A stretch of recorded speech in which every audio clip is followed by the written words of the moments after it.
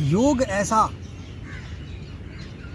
योग ऐसी क्रिया है, योग ऐसा साधन है जिसको प्राप्त करके आप पूरी दुनिया में अपनी छवि को एक नया आयाम दे सकते हैं। योग के सिर्फ कुछ पहलुओं को ही लोग अपने दैनिक जीवन में उपयोग करके इतनी ऊंचाइयों को प्राप्त कर चुके हैं। आज क्या है, इस दुनिया में सिर्फ और सिर्फ योग का आसन और थोड़ा सा हिस्सा प्राणायाम विख्यात हो रहा है। बाकी सारी की सारी योग की जो अन्य क्रियाएं हैं, अद्भुत क्रियाएं और जीवनदायिनी शक्तिशाली ऐसी क्रियाएं क्षुप्त अवस्था में पड़ी हुई है, जिसको कोई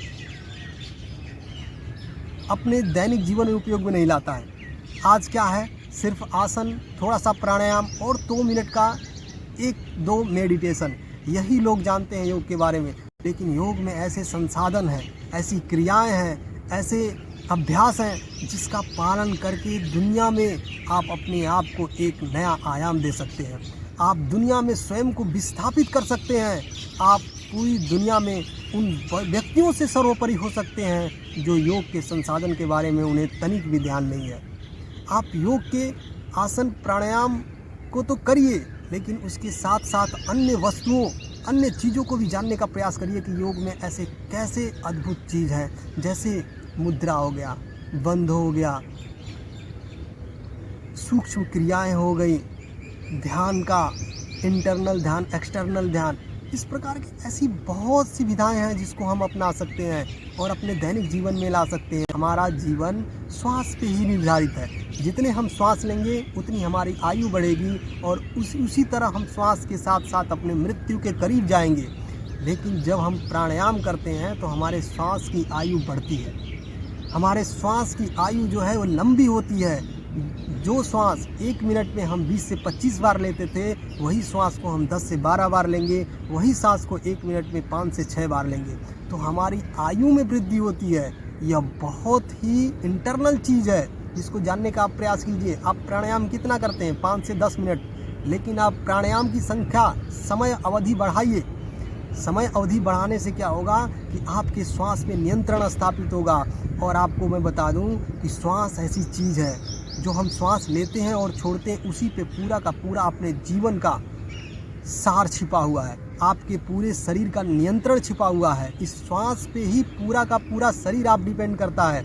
जो आप श्वास लेते हैं, छोड़ते हैं, physical activity and internal mental activity, दोनों के दोनों इन्हीं श्वास पे डिपेंड करते हैं। आप अच्छा श्वास लेंगे तो आपके मस्तिष्क में अच्छे विचार उत्पन्न होंगे, आपके श्वास पे नियंत्रण होंगे।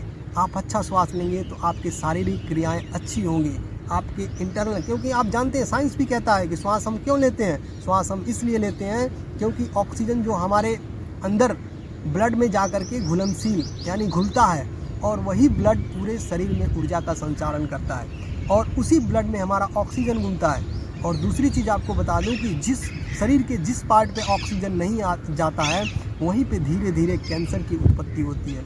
तो ऑक्सीजन हमारे शरीर के लिए ही नहीं, अपितु एक एक छोटे छोटे सेल्स के लिए बहुत ही इम्पॉर्टेंट है।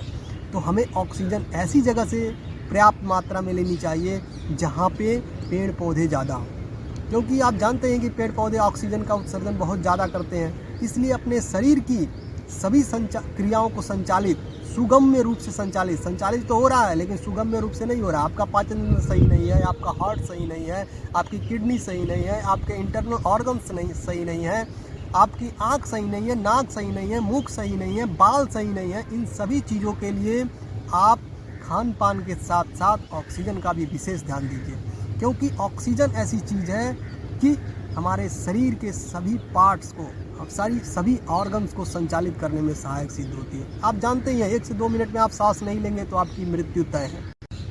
आज योग को पूरी दुनिया में सिर्फ आसन और 1 या 2 प्राणायाम लेकर ही सीमित रह गया है। लेकिन योग के जो समस्त अंग हैं उसके बारे में आप क्यों नहीं जानने का प्रयास करते हैं और उसको अपने जीवन में क्यों नहीं अपनाने का प्रयास करते हैं।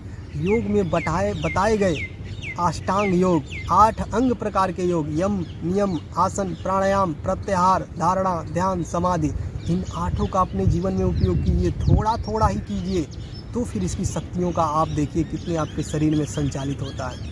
आप सिर्फ आसन, वो भी 84,000 आसनों में से सिर्फ 10 या 15 आसन आप जानते हैं और करते भी हैं। प्राणायाम इतने सारे हैं, लेकिन 1 या 2 आप प्राणायाम करते हैं। तो इतने बेनिफिट्स हैं। जब आप योग के सारे अंग को स्पर्श करने का प्रयास करेंगे तो सोचिए कितनी शक्तियाँ आपके शरीर में विस्थापित हो जाएगी। यम में जो बताए गए हैं 5 चीज़, अहिंसा, सत्य, अस्तेय, ब्रह्मचर्य, अपरिग्रह, नियम, शौच, संतोष, तप, स्वाध्याय, ईश्वर, प्राणिधान। उसके बाद आता है आसन। आसन करने के बाद फिर प्राणायाम। ये सब चीज़ों को करने के बाद जब आप प्राणायाम पे जाएंगे तो इसका बहुत ज़्यादा बेनिफिट्स आपके शरीर पे मिलेगा, क्योंकि ये 8 अंग जो योग के हैं वो बहुत ही लाभकारी हैं। शरीर को एक शक्तिशाली ऊर्जा प्रदान करने के लिए सक्षम है। हमारे ग्रंथ में भी यही कहा गया है कि जो हमारा श्वास है वो हमारे शरीर को नियंत्रित करता है।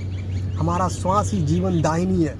तो इस श्वास को या इस ऑक्सीजन को अपने शरीर के लिए उपयोगी बनाइए।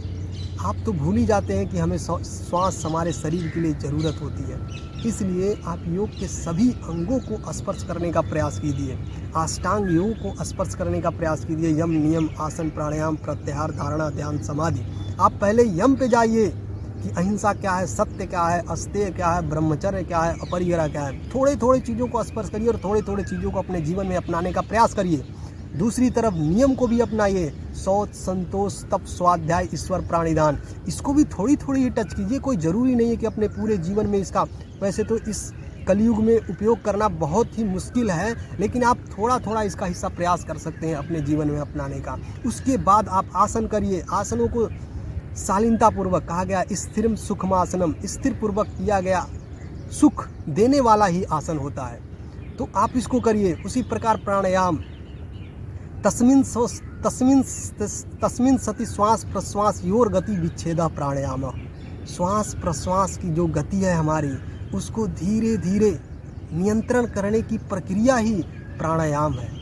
तो आप इस प्रकार जब इसके वास्तविक गुण को समझकर सोचकर करने का प्रयास करेंगे तो आप इसको अपने जीवन में और बेहतर तरीके से अपना सकते हैं और अपने जीवन को बेहतर तरीके से सुखमय बना सकते हैं। आज के लिए बस इतना ही।